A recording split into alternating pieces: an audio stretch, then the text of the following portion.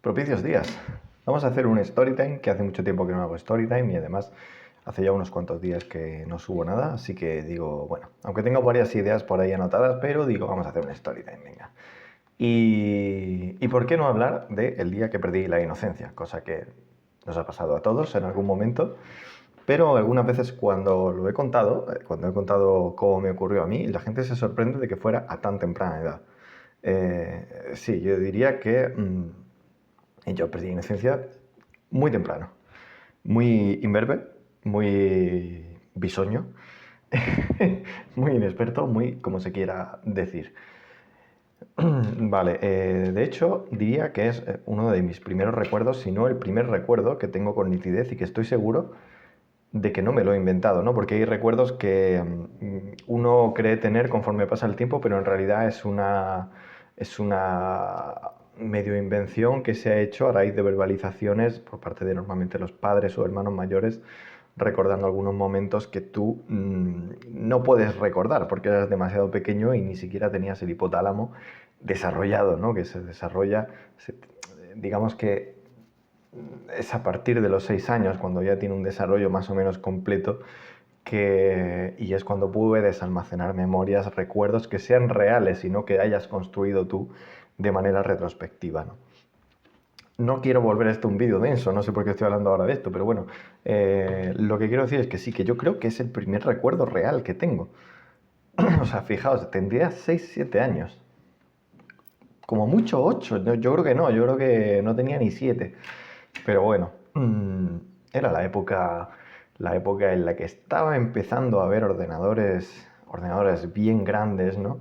En, en las casas de la gente. Yo soy del 95. Estaba empezando a ver ya digitalización de canciones y de todo tipo de archivos, ¿no? Y bueno, voy a ir dando contexto que ocurrió después, porque como os digo, realmente el día que perdí la inocencia es mi primer recuerdo. Entonces el contexto que os voy a dar ocurrió después, ¿no? Ya por ejemplo, cuando eso pasó yo no tenía ordenador en mi casa, pero años después, cuando ya había ordenador, ya estaba, no sé, a lo mejor primero de la ESO o así, y creo que yo hasta los 12 o 13 años no hubo ningún ordenador en mi casa, ¿no? Yo tenía un tío por parte de madre, vamos a llamarlo el señor R, ¿no? Pues el señor R, por ejemplo, yo estaba ahí y en el ordenador haciendo mis trabajos, estudiando tal, y él entraba de pronto, o sea, yo ni me había enterado de que había llegado a casa y entraba así diciendo, ¿qué haces? ¿Qué haces? ¿Estás viendo tía en pelota? Pero que entraba así, ¿sabes? A mirar a ver qué estaba viendo. Y yo, no estoy viendo mujeres desnudas. Y me decía, no, no serás maricón. No, ese tipo de. Por ejemplo, estaba yo delante de mi madre, a lo mejor 12 13 14 años, y aparecía él y entonces me hacía así, me tocaba el brazo derecho y me dijo, a ver cómo tiene el brazo de las pajas. O sea, este personaje, ¿no? Este personaje existía. Y vamos un poco más atrás en el tiempo. Bueno, mis dos padres trabajaban y cuando yo salía del cole, no del instituto, sino ya estamos yendo más atrás, estamos hablando del cole, esto pongamos que es la época de entre los 9 a los 12 años, lo que os voy a contar, ¿no?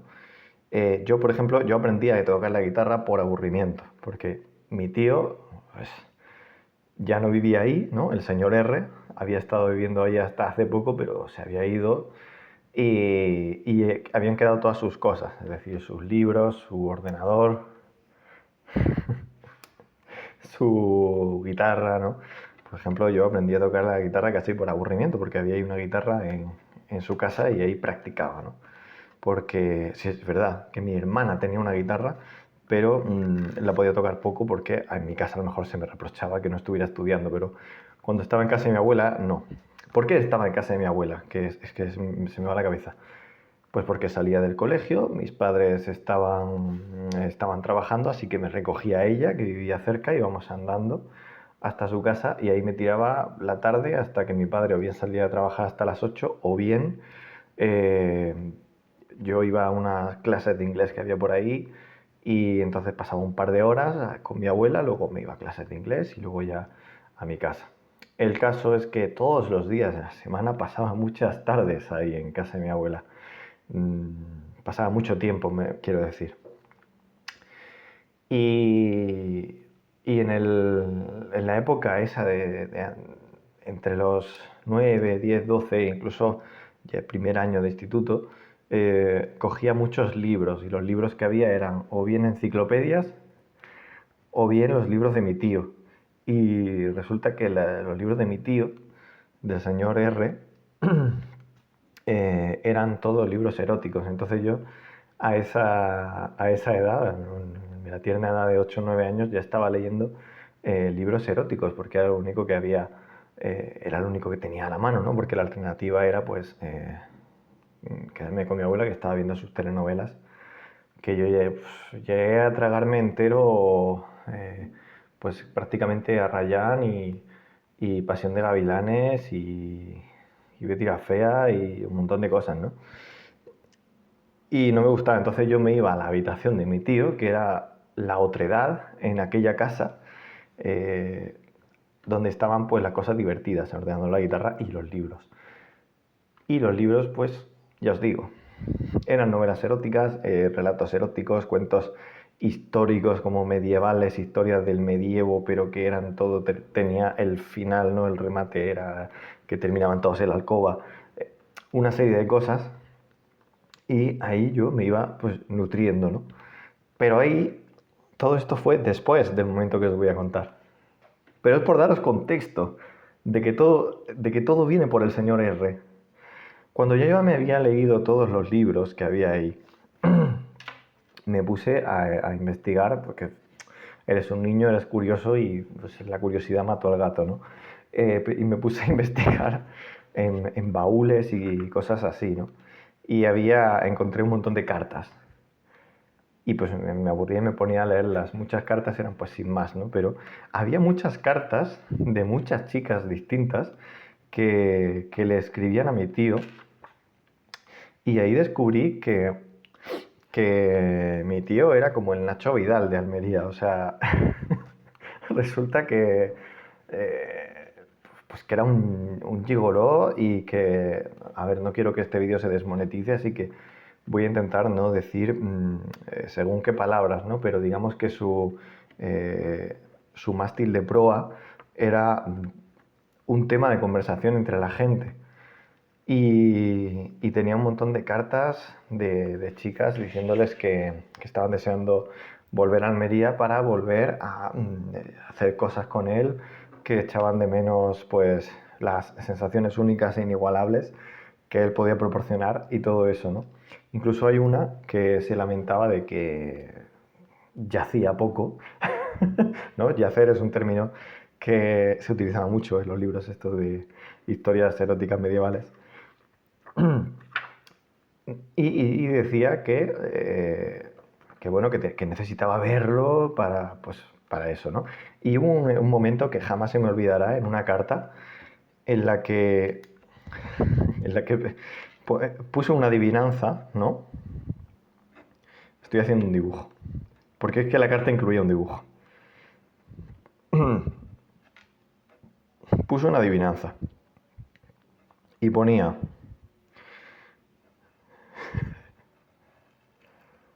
adivina adivinanza. ¿Qué tiene el señor R debajo de la panza? O sea, adivina adivinanza. ¿Qué tiene el señor R debajo de la panza? Y debajo de la adivinanza estaba este dibujo.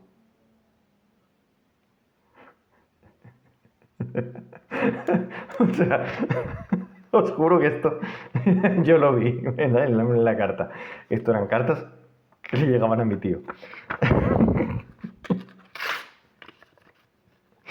Bueno, y entonces, pues ese era el contexto, ¿no?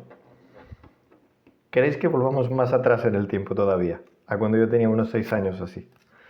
Vale, pues cuando yo tenía unos 6 años, al principio pues mi tío como que todavía vivía ahí y mi abuela le ordenaba pues que me vigilara porque yo era pequeño todavía, como para estar a mi bola. ¿Cuál era la vigilancia que me ofrecía mi tío, el señor R? Pues me ponía un juego súper sangriento en su ordenador y ya está, yo me entretenía jugándolo, ¿no? Crecí, pues eso, con esa, con esa ultraviolencia, que por cierto, qué poca luz hay, ¿no? A ver. Vale, mejor. Con esa violencia desmesurada y completamente desproporcionada para mi edad, todas las tardes.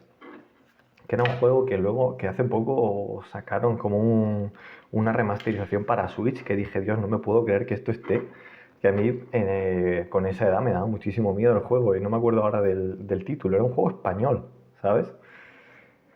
Que a día de hoy yo creo que debe ser injugable, pero bueno. El caso. Que, claro, yo ya pues poco a poco aprendí en esa casa, guiado por él, pues cómo se encendía un ordenador, cómo se abrían programas, aunque pues, ya os digo, en mi casa no había ordenadores, era mi único acercamiento.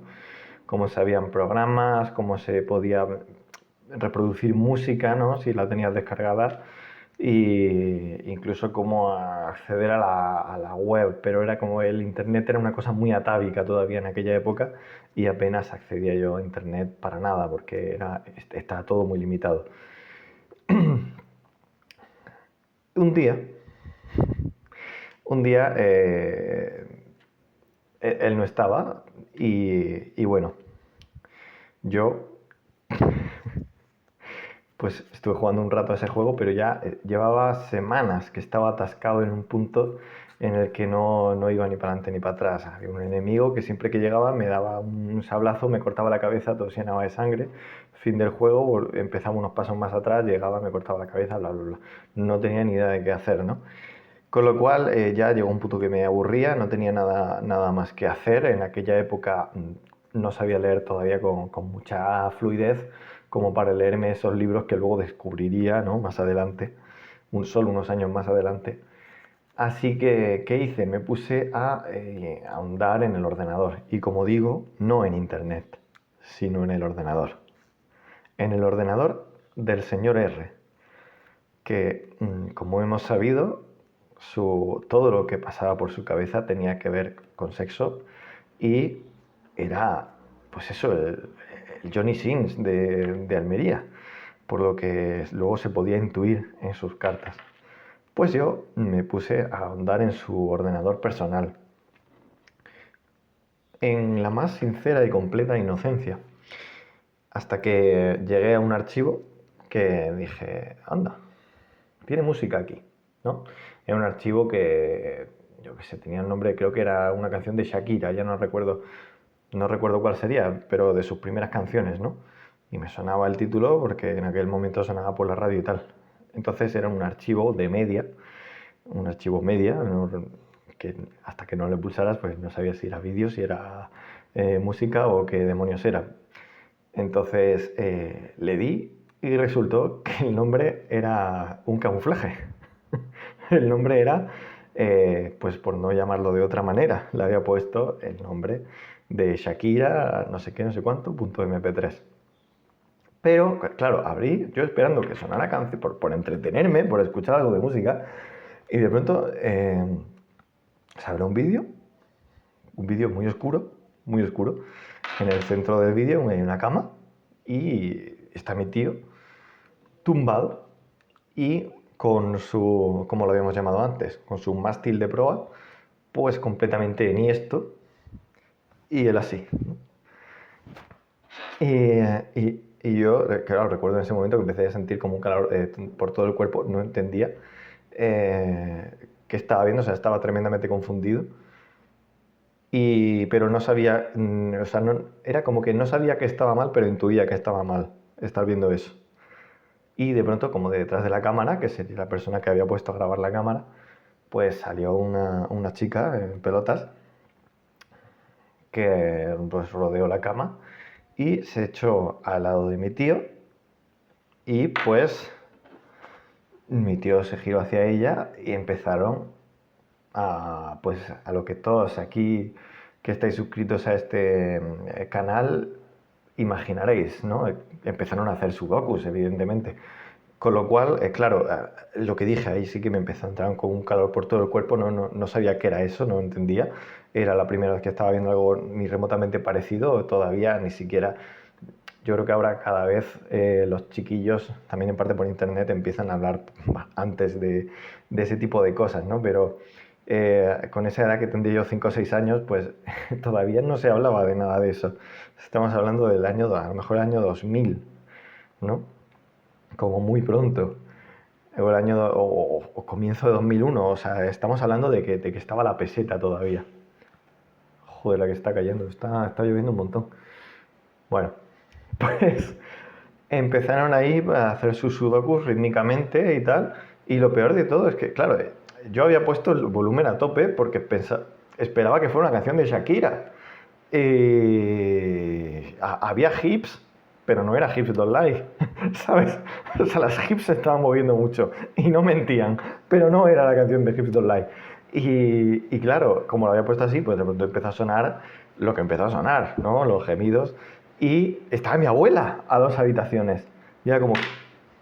Que además yo, 5 o 6 años, todo manco con los ordenadores, yo no sabía cómo quitar eso, cómo tal. Y además era esa sensación de que no sabía que estaba viendo, pero sabía que lo que estaba viendo estaba mal. O sea, sabía que no debía estar viendo eso. Y eso era un sentimiento atávico, primigenio, o sea, era algo que experimentaba con absoluta certeza, pero que de ningún modo hubiera sabido explicar, porque a mí jamás nadie me había explicado eso, ni me había hablado de nada de eso. Y de hecho no me hablaría nadie de nada de eso en sentido educacional. O sea, al final yo creo que, pues como mucha otra gente, ha terminado aprendiendo de esas cosas como lamentablemente ha podido, ¿no? Por desgracia, ¿no? Sus círculos de amistades y estas cosas, y internet y tal. A mí nunca nadie me ha dado una charla. Yo creo que a mi generación hay mucha gente a la que tampoco. Pero bueno, tengo entendido que mi hermana, aunque es mayor, a ella sí, pues le dio la típica charla, pero porque en ella percibían el peligro de que es alguien que puede quedarse embarazado, cuando es más peligroso precisamente quien tiene la capacidad de embarazar, porque puedes embarazar a más gente, ¿no? En fin, pero bueno. Eh, Total, que no sé cómo acerté a quitarlo y en ese momento me quedé completamente congelado. O sea, estaba algo yo creo que algo se había roto en mí para siempre, ¿no? Y supongo que era la pureza, ¿no? La pureza o la inocencia. Y ya os digo que yo creo que este es mi primer recuerdo nítido. O sea, lo que de verdad, por primera vez, se me quedó grabado de principio a fin. Todo lo demás, anterior a eso, yo creo que es invención. Parcial o total. En ese sentido, creo que cabría decir que, en cierto modo, la polla de mi tío me definió. Esto es así. Y bueno, claro, mi abuela pues parece que no se enteró, o, o sí se enteró, nunca me dijo nada, o yo no me cosqué, no sé, ella estaba viendo su telenovela y tal, entonces pues, claro, yo no volví a tocar ese ordenador a solas porque me daba miedo, o sea, eh, yo no sentí excitación al ver eso.